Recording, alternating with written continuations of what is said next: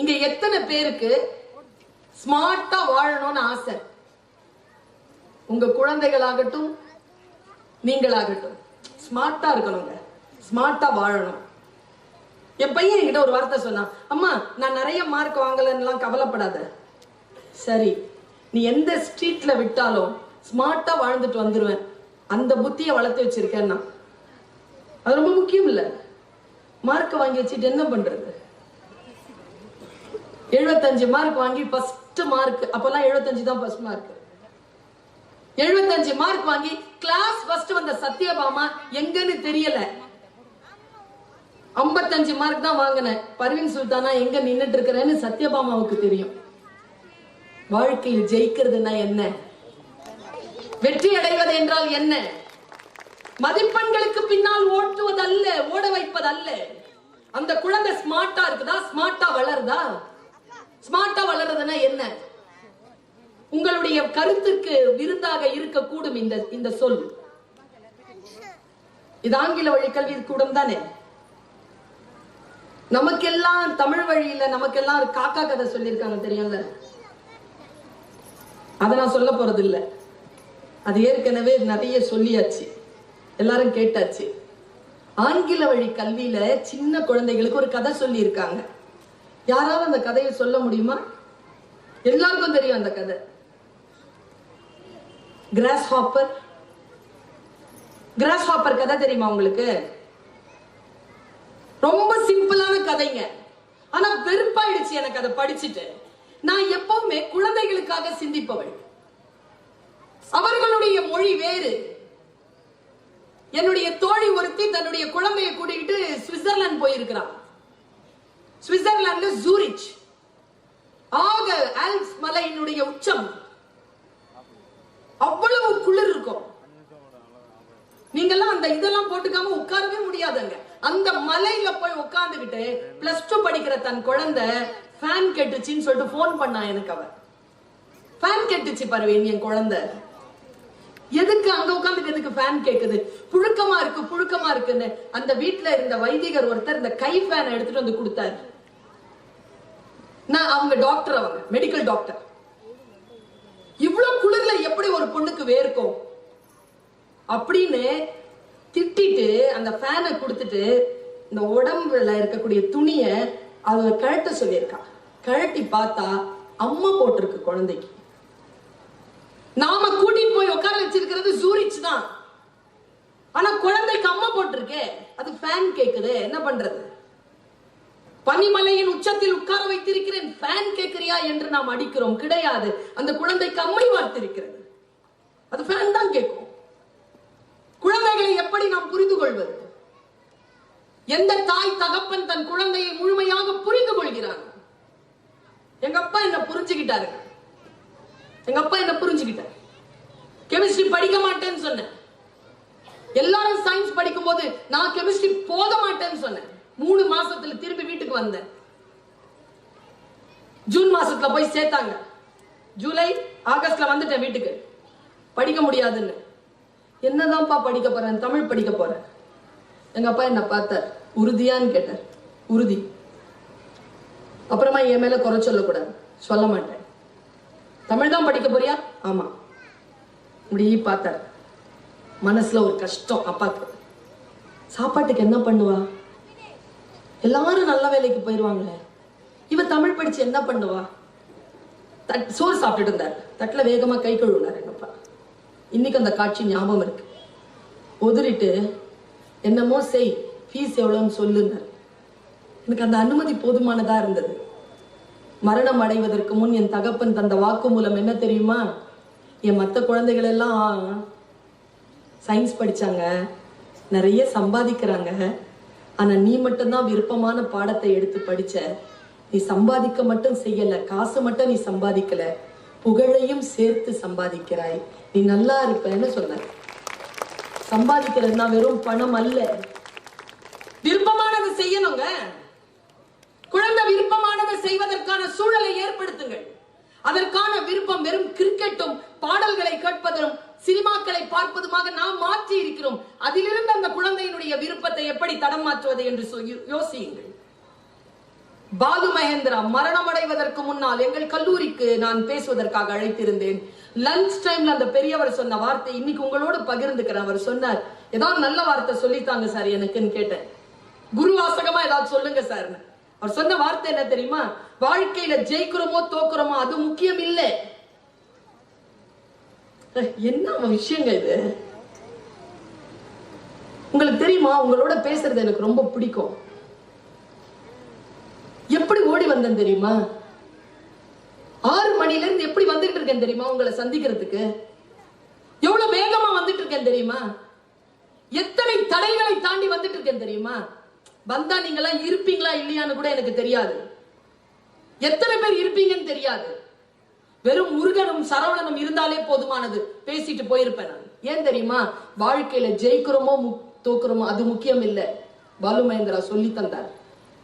விரும்பியதை செய்து கொண்டே இருக்கிறோமா அதுதான் முக்கியம். விரும்பியதை செய்ய வேண்டும். விரும்பியதை செய்வதற்கான சூழல் வர வேண்டும். ஜெயிக்கிறது தோக்கிறதெல்லாம் 2வது 3வது பட்சம். வாழ்க்கையில் குழந்தைகளை ஜெயிப்பதற்கு அனுமதி இல்லை.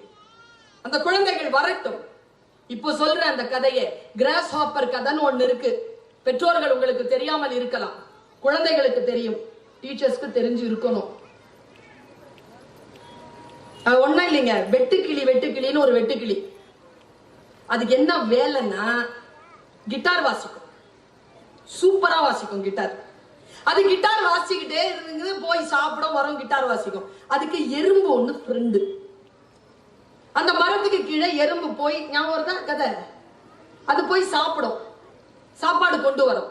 ஒரு நாள் மழை, வெட்டுக்கிளிக்கு சோறு இல்லை. வெட்டுக்கிளி என்ன பண்ணுச்சு? தவிச்சு போய், ரொம்ப கவனமா கேளுங்க, என் வாழ்க்கை மாற்றிய கதை. ஒருவேளை உங்கள் வாழ்க்கையும் மாற்றலாம், உங்கள் குழந்தைகளின் வாழ்க்கையை மாற்றலாம். சிந்தனை தானே வாழ்க்கை மாற்றுவது. அவன் என்ன பண்றான், அந்த வெட்டுக்கிளி, மழை, பசி,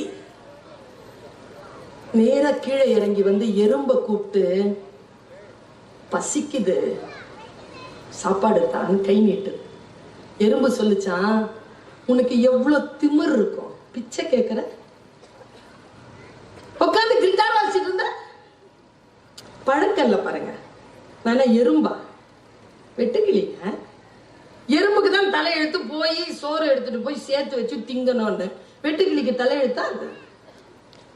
எனக்கு தலையெழுத்து இல்ல. 10 நாள் வேலை செஞ்சீங்க. 10 நாள் வேலை செஞ்ச வெட்டுக்கிளி என்ன பண்ணுச்சு?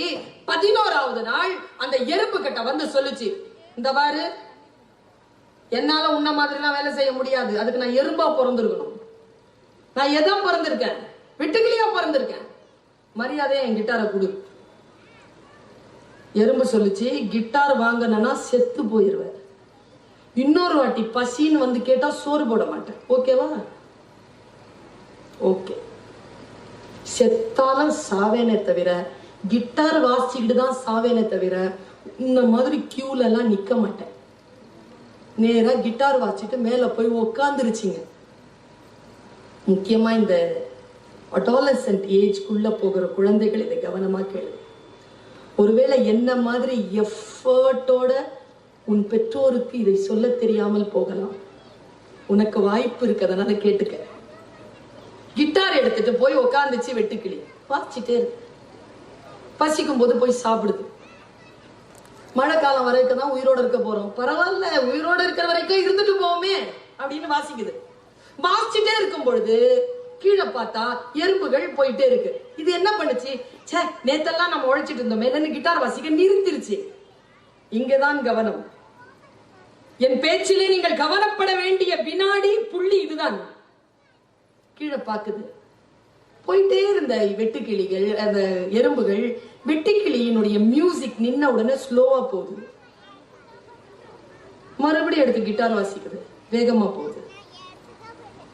கிட்டார் வாசிக்கிறத நிறுத்துது, ஸ்லோவா போகுது. மறுபடியும் வாசிக்கிறது, வேகமா போகுது. வாசிக்கிறத நிறுத்திட்டு கீழே இறங்கி வந்துச்சு. ஃப்ரெண்டு கிட்ட இல்ல, வேற ஒரு எறும்பு கிட்ட கேட்டுச்சு, இங்க வாயேன், யாரு நீ? நான் தான் கிட்டார் வாசிட்டு இருந்தேன். நீதானா? சூப்பரா வாசிக்கிறப்பா. நிஜமா? நிஜமா? நான் வாசிச்சா என்ன நடக்குது? எங்களுக்கு வழியே இல்லாம நாங்க அப்படியே போய் எங்க வேலையை முடிச்சுட்டு வரோம். என் கிட்டார் வாசிக்கிறது நிறுத்திட்டேன்னா சோம்பேறித்தனமா இருக்கு. என் கிட்டார் வாசிச்சா உற்சாகமா இருக்கு. வேலை செய்யற பலுவே தெரியல. ஒரு நாளைக்கு நீ எவ்வளவு அரிசி சம்பாதிப்ப? நான் 10. ஒரு அரிசி எனக்கு தரியா? கூலியாத்தான். காலையில இருந்து சாயந்தரம் வரைக்கும் உனக்காக நான் கிட்டார் வாசிக்கிறேன். ஓகே. ஒரு எறும்பு கிட்ட இல்ல, 1000 எறும்பு கிட்ட பேச்சுவார்த்தை முடிச்சிருச்சு. மேல போய் கிட்டார் வாசிக்குது. சாயந்தரம் ஆன உடனே அதனுடைய பெட்டியில எத்தனை சோறு வந்துச்சு? 1000 சோறு. உழைக்கிற எறும்புக்கு 10 சோறு. விரும்பின வேலையை செய்கின்ற வெட்டுக்கிளி 1000 சோறு சம்பாதிக்கும். இவ்வளவுதாங்க சூட்சுமம். நீங்க எல்லாம் கை தட்டுறீங்க. நான் விரும்பியதை செஞ்சுக்கிட்டு சம்பாதிக்கிறேன்னா இல்லையா? இவ்வளவுதான் ரகசியம். விரும்புவதை செய்யுங்கள், முழுமையாக செய்யுங்கள், ஆத்மார்த்தமாக செய்யுங்கள். அதை செய்வதற்கு குழந்தைகளுக்கு அனுமதியுங்கள். வெறும் கிரிக்கெட்டும் பாட்டும் இல்லை வாழ்க்கை. வெறும் டான்ஸ் இல்ல வாழ்க்கை.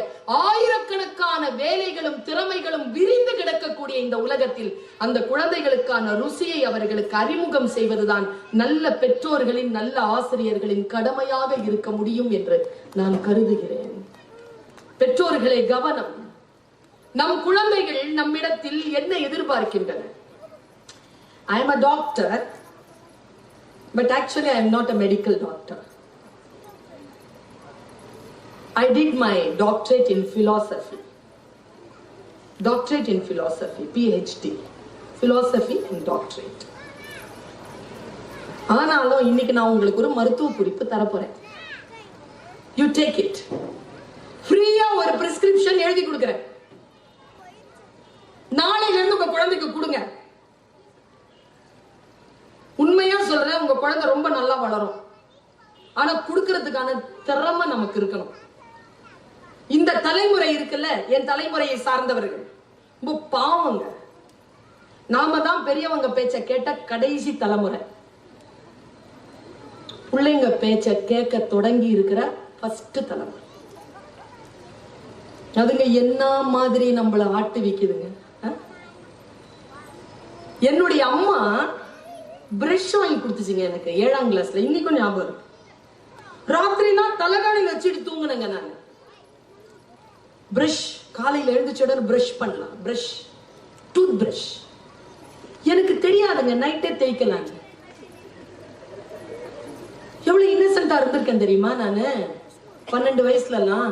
நல்லா தெரிஞ்சுக்கோங்க, 12 வயசுல அப்படி குழந்தைத்தனமாக இருந்ததனால்தான் இந்த வயதில் இவ்வளவு ஞானம் பெற்று உங்கள் முன்னால் பேசிக் கொண்டிருக்கிறேன். இன்னைக்கு சின்ன குழந்தைகளுக்கு நிறைய விஷயங்கள் தெரியுது. ஏன் வயசு வந்தா என்ன பண்ணுங்க? இன்னைக்கு அந்த குழந்தைகள் கிட்ட நீங்க இன்னசென்ட் எதிர்பார்த்துருங்க பாப்போம். நீங்க சந்தோஷப்படுத்துறீங்களா உங்க பிள்ளைகளை பாப்போம். 2 விஷயத்துல முடிச்சிருந்துங்க. Why not? So what? சந்தோஷப்படுத்தவே முடியலீங்க. என் அண்ணன், நான் வெளிநாடு போயிருந்த பொழுது அவன் அமெரிக்கால இருந்தான். அப்ப நான் ப்ரோக்ராம் போயிட்டு வரேன். மனசார சொல்றேங்க, ஏர்போர்ட்டுக்கு தலகரிக்க ஓடி வந்தாங்க. சுல்தானா அப்போ அவ பிள்ளை 4 வயசு. 4 வயசு. நான் சொல்றது ரொம்ப நுட்பமான விஷயங்கள். இந்த 4 வயசு குழந்தை, அவ பேர் சப்ரீன் நாசியா. எங்க அண்ணன் வந்து, சுல்தானா நீ போய் ஏர்போர்ட்ல இறங்குவல்ல, பாப்பா இவளும் அவங்க வைஃப் பேரை சொல்லி 2 பேரும் வருவாங்க. உன்னை பாக்குறதுக்கு, உன்னை கூட்டிட்டு போறதுக்கு வருவாங்க. நான் அவங்கள வர சொல்லி இருக்கேன். பாப்பாவை பார்த்த உடனே இந்த பொம்மையை அவகிட்ட கொடுக்குறியா? அப்பா தந்தாருன்னு சொல்லி தருவியான்னு கேட்டான். நமக்கு தான் புத்தி போகும்ல. என்ன பொம்மை நான் கேட்டேன். என்ன பொம்மை அது? அது உள்ள டைம் இருக்கு. அவனுக்கு டைம் இருக்கு. பேட்டரி எடுத்து வச்சுக்கோ. ஆனா உள்ள அவ வரும்பொழுது நீ பேட்டரி மாட்டி தான் தரணும். இதுல இருக்கிற நுட்பம் நீங்க ராத்திரி தூங்குவீங்கல்ல, அப்ப யோசிச்சுக்கோங்க. இத நான் என்ன செஞ்சேன்? சரின்னு என்ன இதுன்னு கேட்டேன். ஒண்ணும் இல்லைங்க. திறந்து பார்த்தா ஒரு தவளை பொம்மை. தவளை பொம்மை. அந்த தவளை பொம்மைய அந்த பின்பகுதியில ஒரு சின்ன பிரஷர் இருக்கு. இப்படி அமுக்குனா முன்னால இருக்குங்க பொம்மை, பின்னால அப்படி புய் அப்படின்னு சொன்ன உடனே அது 2 கண்ணும் இப்படி வெளியில வந்து ரெட் லைட்ல புய் அப்படின்னு சொல்லுது. அவ்வளவுதான். அந்த பொம்மைய கொடுத்தான். நம்ம புத்தி திருப்பி நான் விலைய பார்த்தேன், எவ்வளவு விலைன்னு பார்த்தேன். அப்போ அது $7. அந்த டைம்ல $1 50 ரூபாய். நான் அண்ணன் கிட்ட கேட்டேன், டி நகர்ல 10 ரூபாய்க்கு கிடைக்கும், நான் அங்க இருந்து வாங்கி தர மாட்டேன்னா? 350 ரூபா என்கிட்ட நீ அந்த 350 ரூபா கொடுத்தா நான் 10 ரூபாய்க்கு வாங்கி கொடுத்துட்டு 340 ரூபா வைஃப் கிட்ட கொடுத்துருப்பேன்ல. என்ன இப்படி பண்றேன்னா அவன் என்ன முறைச்சு பார்த்து ஒரு வார்த்தை சொன்னாங்க. அதாங்க பேரண்டிங். தகப்பன் இல்லையா? என்ன வார்த்தை சொன்னா தெரியுமா? சுல்தானா, நீ இத விலையால கணக்கு போடாத, இது விலை இல்ல. பின்ன அவ அப்பாவை பார்த்துட்டு நான் வந்திருக்கேன், அத்தை அப்பாவை பார்த்துட்டு வந்திருக்கான்னு உடனே அந்த ஆசையா உன் முகத்தை பாப்பா.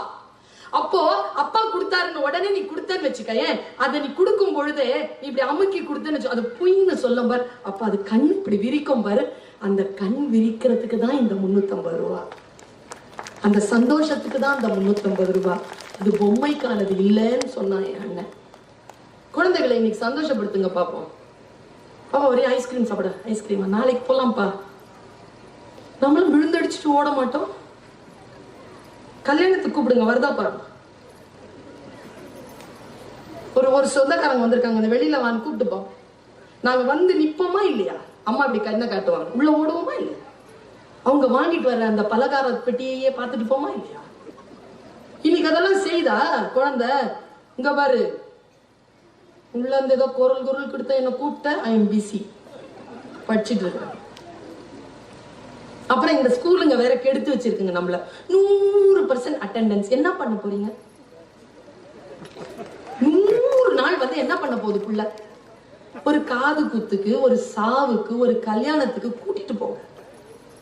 அதுக்காக அங்கேயே கூட்டிட்டு போய் வச்சுக்காதீங்க. ஒரு 95 நாள் 96 நாள் பரவாயில்லங்கிற. ஏன்பா 100 நாள் வந்து என்ன பண்ண போறீங்க? ஒரு தேர் திருவிழா கூட்டிட்டு போங்க, ஒரு கோயில் திருவிழா கூட்டிட்டு போங்க. ஒரு ஆள் பங்காளி தாயாதினா என்னன்னு சொல்லித்தாங்க. அந்த ஆள் கிட்ட சொல்லி வைமா, சரியில்லை. எந்த ஆள் கிட்டடா? 8 மணிக்கு வருவாரு, அவருதான் அப்பா. அது என்னமோன்னு தெரியல, எனக்கு சாட்டர்டே சண்டே வர அப்பாவை தான் பிடிச்சிருக்கு, டெய்லி வர அங்கிளை பிடிக்கவே இல்லைங்குது ஒண்ணு. என்ன பிரச்சனைனா கலந்து பேசுறது இல்லை. அந்த குழந்தைகளை சந்தோஷப்படுத்துவதில்லை. நாம் எப்படி சந்தோஷப்படுத்துவது அந்த குழந்தைகளை? எப்படி அந்த குழந்தைகள் மனதிலே ஆனந்தத்தை தக்க வைப்பது? எப்படி இலக்கு நோக்கி அவர்களை செலுத்துவது? அந்த ஞானம் நமக்கு எப்பொழுது வரும்? எல்லாருமே ஃபர்ஸ்ட் மார்க் வாங்கிட்டாங்க. நான் டீச்சரா இருக்கிற எனக்கு காதே புளிச்சு போச்சுங்க. ஃபர்ஸ்ட் மார்க் நான் என்ன பண்ண போறீங்க? ஃபர்ஸ்ட் மார்க் வாங்கி நான் சொல்லவா, முருகன் சாருடைய வைஃப் வந்து என் கூட 8ஆம் கிளாஸ் படிச்சாங்களாம். என்னுடைய கிளாஸ் மட்டும் கல்யாணம் பண்ணியிருக்காரு. அவர் ஏன் பெரிய ஆள் ஆயிருக்காருன்னு தெரியுதா? சில விஷயங்களை வேற மாதிரியா பார்க்கணும், வித்தியாசமா பார்க்கணும், சந்தோஷமா இருக்கணும். சந்தோஷமா இருக்கிறோமா நாம? 7 மணி ஆன உடனே ஒரு டிவி சீரியலை போட்டு உக்காந்துக்கிறோமே. கோகிலா எங்கே போனாள், எவ எங்க போய் தொலைஞ்சா உங்களுக்கு என்ன? 7 மணிக்கு அந்த ஆள் ஐயோ அப்பான்னு வந்து சேருவார். புள்ள வந்து தவிக்குது, பிள்ளையோட உட்காரணுமா இல்லையா? எந்த சீரியல்லையாவது எந்த பெண்ணையாவது ஒழுக்கமானவளா காட்டுறாங்களா? அவ வாழ்க்கையை குழிபறிக்கிறான், அவ வாழ்க்கையை குழிபறிக்கிறான். 2 பேரும் கண்ணாலேயே பாத்துக்கிறாங்க. 3வது ஆளுக்கு அது தெரியல, பார்த்துட்டு இருக்கிறவங்களுக்கு தெரியுது. என்னது இது? இன்னொரு சூட்சமம் சொல்லவா? சுயமாக சிந்திக்கக்கூடிய பெண் எல்லா கதாபாத்திரங்களிலும், உங்க எல்லா சீரியல்களிலும் வில்லியாகத்தான் காட்டப்படுகிறாள். புத்தி இல்லாம ஏமாந்து போற பொண்ணுதான் நல்ல பொண்ணு. காட்டுறாங்களா இல்லையா? அவளுக்கு எதிர்த்து ஒரு அம்மா இங்கதான் பட்டுக்கோட்டை பக்கத்துலங்க ஒரு இன்னிலிருந்து 10 வருஷத்துக்கு முன்னாடி ஏதோ ஒரு சீரியல் வந்துட்டு, ஒரு வயசான கிழவி சல்லா துணியை விரிச்சு அல்லா கிட்ட துவா கேக்குது. என்ன மேல இருந்து கீழே விழுந்துருச்சான் ஏதோ ஒண்ணு, ஆஸ்பத்திரியில இருக்குதான், ஐசியூல வச்சிருக்கிறாங்களாம். இன்னைக்கு சீரியல்ல தெரியுமா உயிர் போயிடுச்சா இருக்கான்னு. அது 7 மணிக்கு சீரியல், 6:30 மணிக்கு மகரிப் தொழுது. அதுக்கு நல்லா இருந்தா நல்லாவே அதை வீட்டுக்கு கூட்டிட்டு வந்துடணும். அவ மட்டும் செத்து போயிட்டா அந்த ஆட்டக்காரியினுடைய ஆட்டத்தை அடக்கிறதுக்கு ஆள் இல்லை. அதனால இவளை எப்படியாவது, நான் ஒண்ணு சொல்றேன் பாருங்க, நம்மிடத்தில் தெளிவு இருந்தால்தான் அந்த தெளிவு நம் பிள்ளைக்கு வரும். நம்மிடத்தில் தெளிவு இருக்கிறதா?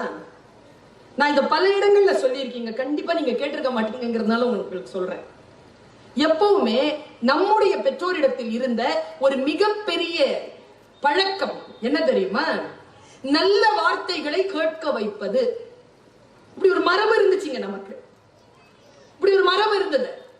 எங்க அம்மா தூங்கிட்டு இருக்கிற என்ன தூக்கி உட்கார வச்சு பாட்டெல்லாம் கேட்க சொல்லும். பாட்டு பாட்டு நல்ல தத்துவ பாட்டு, சினிமா பாட்டெல்லாம் கேட்க சொல்லும். பட்டுக்கோட்டையில தானே இருக்கிறீங்க நீங்க. இன்னைக்கு என்ன நாள் தெரியுமா? அதெல்லாம் தெரியும். இன்னைக்கு 2 நாள் பட்டுக்கோட்டை கல்யாண சுந்தரம் அவர்களுடைய பிறந்த நாள் இன்றைக்கு. சரியா? இன்னைக்கு அவருடைய பிறந்த நாள். 1927ஆம் ஆண்டு பிறந்தார், ஏப்ரல் 13. இன்னொரு நாள் இன்னைக்கு, அதுவும் நமக்கு தெரியாது. ஜாலியன் வாலாபாக் கொலை நடந்த 100வது ஆண்டு நாள். 1919ஆம் ஆண்டு ஏப்ரல் 13ஆம் தேதி தான் ஜாலியன் வாலாபாகில் அத்தனை பேரும் செத்தார். இன்றைக்கு அந்த நாள். நமக்கு அதெல்லாம் பற்றி கவலையே கிடையாது. அதை பற்றி தெரிந்து கொள்வதும் இல்லை, பிள்ளைகளுக்கு சொல்லுவதும் இல்லை. தெரிந்தால் தானே சொல்லுவோம். சொல்லக்கூடிய பயிற்சி இல்லை, நல்ல வார்த்தைகளை கேட்கக்கூடிய பயிற்சி இல்லாமல் போயிட்டு.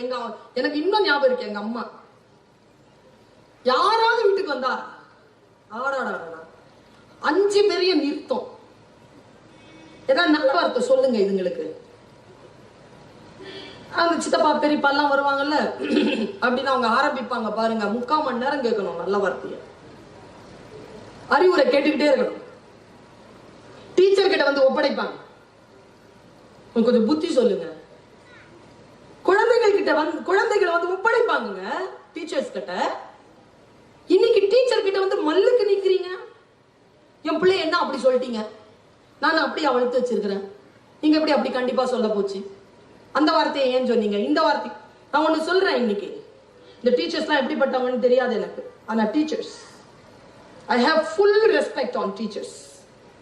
என் பையனுடைய எல்கேஜி டீச்சரா இருந்தா கூட கையை கட்டி, நான் பெரிய ப்ரொஃபசர், வெங்காய பச்சடி, தயிர் பச்சடி, PhD. ஆனா எல்கேஜி படிக்கிற என் குழந்தைக்கு டீச்சர் முன்னால நான் கை கட்டி தான் நிற்பேன். Because he is a teacher for my son. My son is the greatest person under the sky. அவனை பாதுகாக்கின்ற அந்த ஆசிரியரை நான் தலைவணங்கி தான் பார்க்கிறேன். ஒண்ணு சொல்றேன், இவங்க கிட்ட குச்சியை புடுங்கிட்டீங்க. இப்பெல்லாம் குச்சி வைக்க கூடாது தானே சார்? குச்சியை புடுங்கிட்டீங்க. இப்ப யாருக்கிட்ட இருக்கு தெரியுமா அந்த குச்சி? அது ஒண்ணும் காணாம போல, போலீஸ்காரன் வச்சிருக்கான். ஒழுங்கா இவங்க கிட்டே கொடுத்துருந்தீங்கன்னா அவங்க கிட்ட போய் இருந்திருக்காரு. இங்க புடுங்கியாச்சு, அவன் எடுத்துக்கிட்டான். நாம அங்க போய் தவிச்சு நிக்கிறோம். முதல்ல எல்லாம் டீச்சர் வரக்கூடாதுன்னு சாமி கும்பிடுவோங்க. ஒரு வருஷத்துல ஒரு 12-13 புடவை தான் இருக்கும் டீச்சர் கிட்ட எல்லாம் முதல்ல எல்லாம். இப்ப மாதிரி கலர் கலரால கீழே பிரார்த்தனை பண்ணிக்கிட்டே அசம்பிளிலேயே தெரிஞ்சிடும். டெய்லி அசம்பிளி இருக்கும். அப்பெல்லாம் கீழே தெரிஞ்சோட நான் சயின்ஸ் டீச்சர் வந்திருக்குது, மேத்ஸ் டீச்சர் வந்திருக்குது. அப்பெல்லாம் நான் வேண்டுவேங்க, ஐயோ இன்னைக்கு சயின்ஸ் டீச்சர் வரக்கூடாது கடவுளே, பிரார்த்தனை தான். அப்புறம் கடவுளுக்கு சொல்லிலாம் தந்திருக்கேன். 1 வாரம் வரக்கூடாதுன்னா அவங்களுக்கு என்னென்ன நடக்கணும், 1 மாசம் வரக்கூடாதுன்னா அவங்களுக்கு என்னென்ன நடக்கணும், வேலையை விட்டே அவங்க ஓடிடுறாங்க அவங்களுக்கு என்னென்ன நடக்கணும்னு கடவுள்கிட்ட பிரார்த்தனை எல்லாம் பண்ணியிருக்கேன் சின்ன வயசுல. இப்போ அதே பிரார்த்தனை தான், இவன் என் கிளாஸ்க்கு வந்துடக்கூடாது. ஆமாங்க, பிரார்த்தனை மாறலைங்க, ஆள் மாறல. முதல்ல டீச்சர் வரக்கூடாதுன்னு இப்போ ஸ்டூடெண்ட் வரக்கூடாது. பயமா இருக்குங்க, உட்கார்ந்து அவங்களுக்கு கிளாஸ் எடுக்கிறதே பயமா இருக்கு. அவ்வளவு வன்முறை, அவ்வளவு துடினம், சொல்லுகின்ற சொல்லுக்கு பொருளே இல்லாமல் இருக்கிறது. பொருள் புரிவதற்கான சொல் பயிற்சி குழந்தைகள் கிட்ட இல்ல. அந்த மொழியை தவற விட்டு விட்டோம். எப்ப பார்த்தாலும் அந்த போன்லயே இருந்தீங்கன்னா பிள்ளைக்கு என்ன சொல்லுவீங்க? இல்ல, நான் ஒரு விஷயத்த தெரியாம தான் கேட்கிறேன். பேரண்டிங் பேசுறேன், வெளிப்படையா பேசுறேன். போனை வச்சிருக்கீங்களா? எல்லாரும் போனை வச்சிருக்கீங்களா? 8 மணி மேல உங்களுக்கு யார் போன் பண்றா? வீட்டுக்குள்ள ஏன் போனை எடுத்துட்டு வெளியில ஓடுறீங்க? வீட்டுக்குள்ள என்ன? முதல்ல போன் வந்தா வீட்டுக்குள்ள ஓடுவோங்க. போன் வந்துச்சுன்னா வீட்டுல இருந்து ஓடுறோம். திருட்டுத்தனம், அவ்வளவு திருட்டுத்தனம். இப்பெல்லாம் ஜாதகம் எல்லாம் பார்க்காதீங்க, சொல்றத கேளுங்க. பையனை பாத்துருங்க, பொண்ணை பாத்துருங்க. பொண்ணுடைய செல்போனை பையன் கிட்ட ஒரு 3 நாள் கொடுத்துருங்க. பொண்ணு செல்போனை பையன் கிட்ட ஒரு 3 நாள் கொடுத்துருங்க. கெமிஸ்ட்ரி ஒர்க் அவுட் ஆயிடுச்சுன்னா கல்யாணம் பண்ணி வச்சிருங்க. கல்யாணமே ஆவாது, கெடுத்து குட்டிச்சவராயிருக்கு. இதுல பிள்ளைகளுக்கு அட்வைஸ் நான் என்ன தெரியுமா பண்ணுவேன்? இன்னைக்கோங்க உலகத்துக்கெல்லாம் போய் பேசுகின்ற நான் என் பிள்ளையை யார் வந்தாலும், பெரியவர்கள் யாரேனும் வந்தால் தரதரம் இழுத்துட்டு போய் நிறுத்தினேன். சொல்லுங்க ஏங்க, நீங்களே ஊருக்கு சொல்றீங்க, அதுக்கு என்னங்க நான் சொல்றேன்? உலகமே என் பேச்சை கேட்குது. என் பேச்சை கேட்காத ஒரு சீவனை கடவுள் எனக்கு கொடுத்துருக்கு. அது இவன் தான். உங்களுக்கு தெரியுமா? நான் பேசினா தூங்குவாங்க. உலகமே விழிச்சிக்கோங்க, இது தூங்கும். கேட்டா சொல்லு, நீங்க நைட்ல தானே என்கிட்ட தமிழ்ல கதை சொல்றீங்க, நீங்க பேசும்போது எனக்கு துக்கமா வருது. நான் பேசும்போது தூங்குற பையன், நான் என்ன பண்றது? ஊருக்கெல்லாம் நாம் சொல்லுவோம், நம் பிள்ளையிடத்தில் எப்ப பார்த்தாலும் அட்வைஸ் பண்ணிட்டு இருக்க முடியாது. அது அல்ல உறவு. நல்ல வார்த்தைகளை கேட்க பயிற்சி குழந்தைகளுக்கு. ஒரு நாள் சொன்னா பாருங்க, என்ன வார்த்தை தெரியுமா? நீங்க நினைக்காதீங்க உங்க குழந்தைகள் உங்ககிட்ட ஸ்கூல்ல கிளாஸ்ல இருக்கிற பிள்ளைகள் எல்லாம் உங்க புத்தி அதுங்களுக்கு தந்துடணும். காலில் விழுந்து கேட்டுக்கிறேன். நம்ம புத்தியை நம்ம பிள்ளைகளுக்கு கொடுக்கவே கூடாது. அப்புறமா அது பயோனியர் ஸ்கூல்ல வந்து டீச்சர் ஆயிடும். அதுக்கு இல்ல அந்த குழந்தை இந்த ஸ்கூலுக்கு வர்றது. அது எதுக்கு தெரியுமா வருது? அது அறிவை அதற்கு அறிமுகம் செய்து கொள்வதற்காக வருகிறது. அதன் அறிவை அதற்கு அறிமுகம் செய்ய வேண்டுமே தவிர நம் புத்தி அதற்கு தருவதல்ல. என் பையன் ஒரு வார்த்தை சொன்னாங்க, அதை நான் சொல்றதுல மகிழ்ச்சி படுகிறேன். Don't tell me, you treat me like your friend, you treat me like your friend. என்ன உன்னுடைய ஃப்ரெண்டா நினைச்சுக்கோ, எல்லா விஷயத்தையும் என்கிட்ட சொல்லு, உன்னுடைய ஃப்ரெண்டா என்ன நினைச்சுக்கோ, இனிமேல் சொல்லாதம்மா. அப்படி ஏன்டான்னு கேட்டேன். சொல்றாங்க, என்ன ஞானமான வார்த்தை தெரியுமா அது? அவன் சொல்றான், எனக்கு 1000 ஃப்ரெண்ட் இருக்குமா, அம்மா நீ மட்டும் தானே, நான் உன்னை அம்மாவா நினைக்கிறேமா, எதுக்குமா உன்னை நான் ஃப்ரெண்டா நினைக்கிறோங்கிறான். நீ அம்மாமா, அம்மாங்கிறது பிளேவர். தயவு செஞ்சு உங்க அப்பாவை என் அப்பாட்ட தேடாத. அதுவும் புருஷன் மாதிரி தான் இருப்பார். அவங்ககிட்ட போய் அப்பாவை தேடாத. உங்ககிட்ட என் ஃப்ரெண்டை தேட சொல்லாத. அதனுடைய விஷயங்கள் இருக்கட்டுமான்னு சொல்றான் சின்ன பையன். அறிவுரை எங்க வேண்டுமானாலும் கிடைக்கலாம். நான் ஒரு நாள் என் பையனை கூட்டிட்டு போய் 38 வருஷம் வேலை செஞ்ச என் டீச்சர் கிட்ட, அவங்க ரிட்டையர்ட் ஆகி போற ஒரு எக்கனாமிக்ஸ் டீச்சர் கிட்ட கொண்டு போய் நிறுத்தின. அப்பா அவன் 8வது படிச்சுட்டு இருந்தான். கொண்டு போய் நிறுத்திட்டேன். நான் எப்பவுமே பிள்ளைகளை இந்த மாதிரி ப்ரோக்ராம்னா கூட்டிட்டு வருவேன். அதுக்கு ஒரு நோக்கம் இருக்கு, அதை சொல்றேன். அவங்க சரிஞ்சு இருந்ததுங்க ஸ்டேஜ். அவங்க கால் மடிஞ்சிருச்சு. ஏதோ ஒண்ணு பரிசு வாங்க வரும்போது அந்த கடைசி ஃபேர்வெல், அவங்க சாப்பாட்டுக்கு போல அப்படியே கீழே இறங்கி அப்படியே மெதுவா நடக்கிறாங்க. இதோ இங்க நடக்க ஆரம்பிக்கிறாங்க. கொஞ்ச நேரத்துல அந்த டோர் கிராஸ் பண்ணிடுவாங்க. அவ்வளவுதான். அதோட அவங்க காலேஜ்க்கு வர போறது இல்லை. 38 வருஷ தவம். எனக்கு என்னமோ அவங்க மனசுக்குள்ள தரதரன்னு என் பையனை கூப்பிட்டு, அவனுக்கு ஒன்னும் புரியல எதுக்கு அம்மா பிடிச்சி இழுக்குதுன்னு. நேரா கூட்டிட்டு போய் அவங்க முன்னால விட்ட ஒரு காரிடோர் முன்னால் நின்றுட்டு இருக்காங்க. இப்படிதான் காரிடோர். அங்க நிக்கிறாங்க. என்ன பருவேன்னா, மேம் நான் பாலு மகேந்திர சார் கிட்ட கேட்ட மாதிரி, மேம் என் பையன். அப்படியா? Teachers are teachers. நம்ம எப்படி பெர்ஃபார்ம் பண்ணுவோங்க கிளாஸஸ்ல, உங்களுக்குலாம் தெரியுமா? இந்த குழந்தைங்க டான்ஸ் ஆடுதுல்ல, நீங்க நினைக்கிறீங்களா உங்க குழந்தை தான் ஆடுதுன்னு? அந்த குழந்தைக்கு பயிற்சி தர்ற டீச்சர் அங்க ஆடிட்டு இருப்பாங்க. தெரியுமா உங்களுக்கு? ஆடுவாங்க. மனசுக்குள்ள அந்த ஸ்டெப்ஸ் ஓடிக்கிட்டு இருக்கும். பத்தி தெரியுமா உங்களுக்கு? எங்க சென்னை பக்கத்துல ஒரு பொம்பளை டிவி பார்த்துட்டு இருந்துச்சு. திருடன் வந்துட்டான், எல்லாத்தையும் தூக்கிட்டான். கிழவி டிவியை விட்டு கண்ணை நகர்த்தவே இல்லை, அப்படியே பாக்குது. நொடிச்சு நொடிச்சு பார்த்துட்டு இருக்கு. எப்படி பேசுறப்ப அவ என்னதான் அவளும் இந்த நல்லதுக்கு பிறந்திருந்தா இப்படிலாம் செய்யும்? இல்ல இல்ல, இது பேர் வளர்ப்பு. என்னதான் அப்படி ஒரு வார்த்தை இப்படி தனியா புலம்பிக்கிட்டு அவங்களெல்லாம் திட்டிக்கிட்டு இது பார்த்துட்டு இருக்கு டிவியை.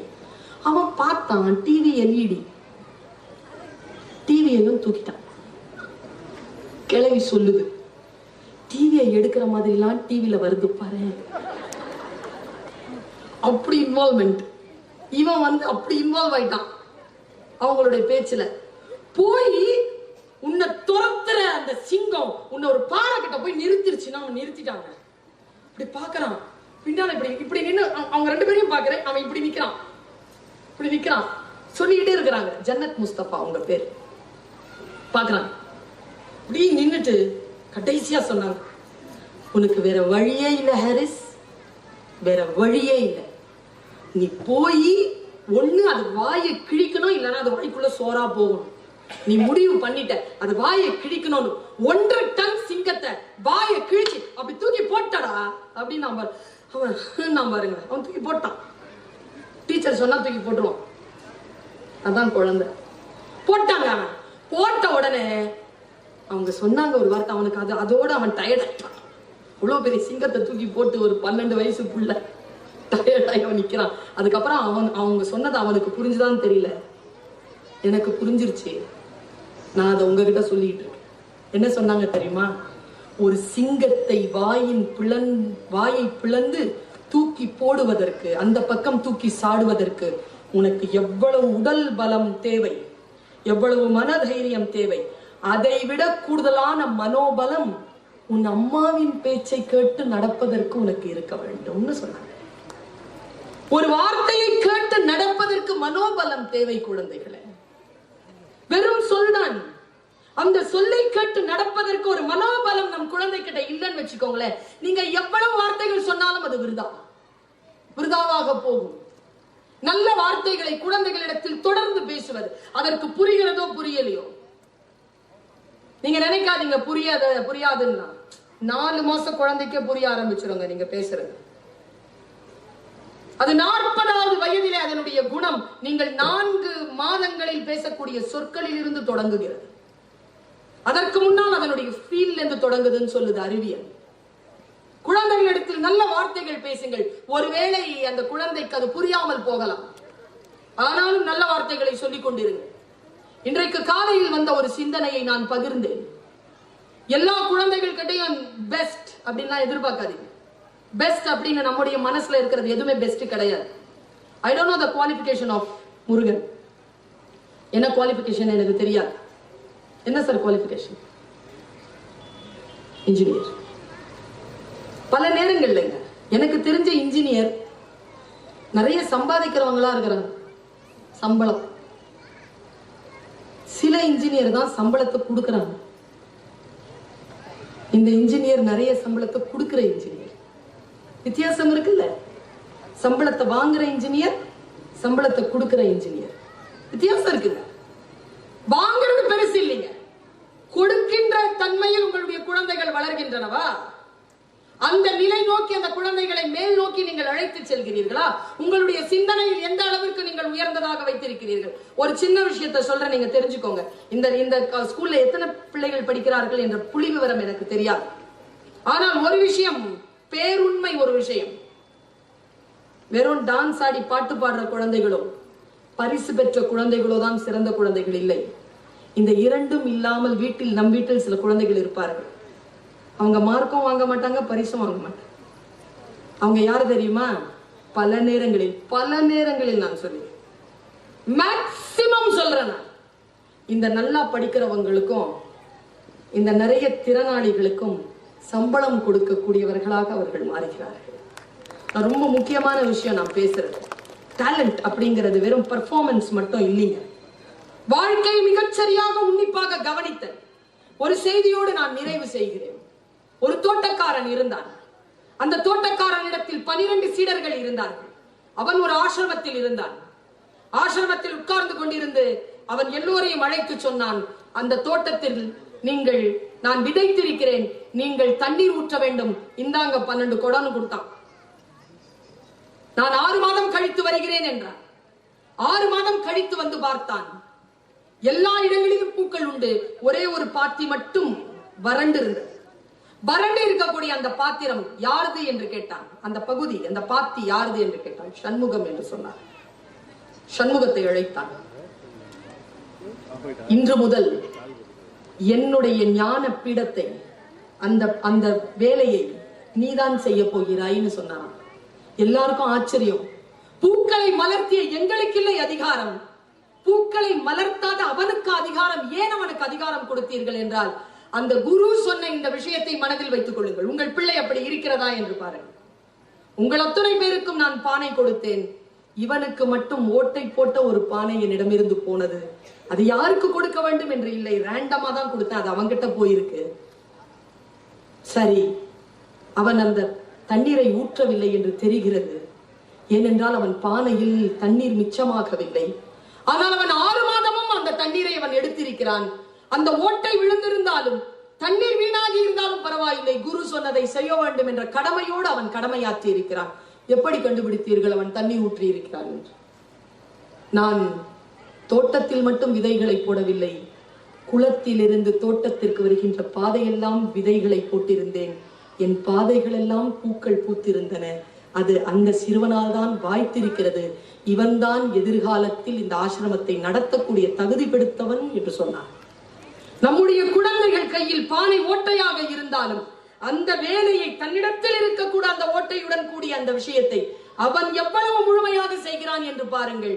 அவன் செய்யக்கூடிய, அவள் செய்யக்கூடிய அந்த முழுமைதான் அந்த குழந்தைகளை ஒரு அதிகார நிலையில் கொண்டு போய் சேர்த்தும். நம் குழந்தைகள் நம்மிடத்தில் வந்திருக்கிறார்கள் ஏதோ கற்றுக்கொள்வதற்காக அல்ல, நமக்கு ஏதோ கற்றுக் கொடுப்பதற்காக வந்திருக்கிறார்கள். கடைசியா அந்த பிரிஸ்கிரிப்ஷனை சொல்லிட்டு போயிடுறேன். நாம எல்லாருமே நம்ம குழந்தைகளுக்கு விட்டமின் எம் தந்து கொண்டிருக்கிறோம். விட்டமின் எம் என்றால் என்ன தெரியுமா? மணி, துட்டு, காசு நிறைய கொடுக்கிறோம். இதனால் குழந்தைகளுக்கு விட்டமின் கே வளருது, கொழுப்பு நிறைய வளருது. நாளையிலிருந்து டைம் ஆயிடுச்சு, இன்னைக்கு நாளையிலிருந்து விட்டமின் என் கொடுங்க. விட்டமின் என் என்பது உறுதியா கொடுங்க நாளையிலிருந்து. நோ, எது கேட்டாலும் 100 விஷயம் கேக்குதா, 72 விஷயத்துக்கு நோ, 25 விஷயத்துக்கு பார்க்கலாம். தள்ளி போடுங்க, நோ சொல்லுங்க. ஏன் தெரியுமா? நோ சொல்லி வளர்க்கப்படுகின்ற குழந்தைகள் தான் எதிர்ப்பு சக்தியோடு வளர்கின்றன. நாம் எஸ் சொல்லி வளர்த்தால், வெளியில் நோ சொன்னால் அதனால் தாங்க முடியாது. நாம் நோ சொல்லி வளர்க்கின்ற பொழுது வெளியில் உலகம் எவ்வளவு நோ சொன்னாலும் தாங்கி பிடித்து மேலே ஏறி நாம் என்னவாக அது வர வேண்டும் என்று நினைக்கிறோமோ அந்த எல்லையை அது தொடும். குழந்தைகளுக்கு எதிர்ப்பு சக்தியை கொடுங்கள், அன்பை தாருங்கள், அறிவை தரக்கூடிய சூழலை உருவாக்குங்கள். இறைவன் நமக்கு தந்திருக்கக்கூடிய இந்த வாய்ப்பை சரியாக பயன்படுத்திக் கொள்ளுங்கள் என்று சொல்லி